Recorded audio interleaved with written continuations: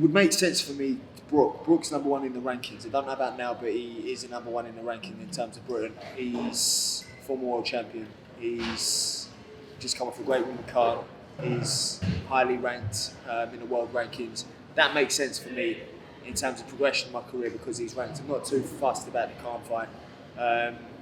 The reason why we got him in the ring was for him to express them feelings that he's said in other interviews about him wanting to fight me.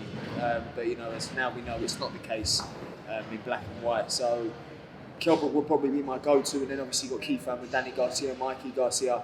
I'm not too interested in Maurice Hooker. I think he's of the same level as Van Hearn. I think the Danny Garcias and Mikey Garcias, you guys fighting tonight, those are the sort of names I want. But listen, I'll let them do the matchmaking. I'll do the fighting. And as long as I keep beating them all convincingly, we're all good. It looks like Brook might be one further down the line. Is that Eubank fight to catch with? Yeah, we'll see what happens with that. But I don't know. You've got a welterweight fighter. I think it's another compliment to Kell Brook as well. Don't forget, when we were negotiating to talk about Brook Khan, I dropped that offer and I said to Amir Khan, let's just make the Conor Benn fight. And it's not that he was scared of Conor Benn, but he didn't want a young, fucking horrible pest in the ring that was just going to brutalise him. He wanted to fight someone who was probably looking for a payday as well.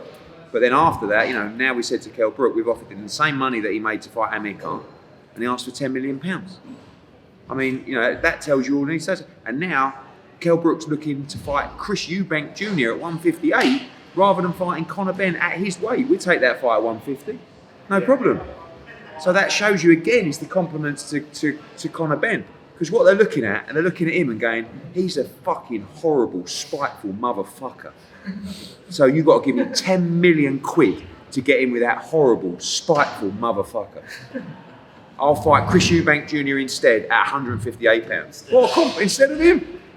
What a compliment. A couple of years ago, they were laughing at him, going, I'll fight Conor Benn. Oh, blimey.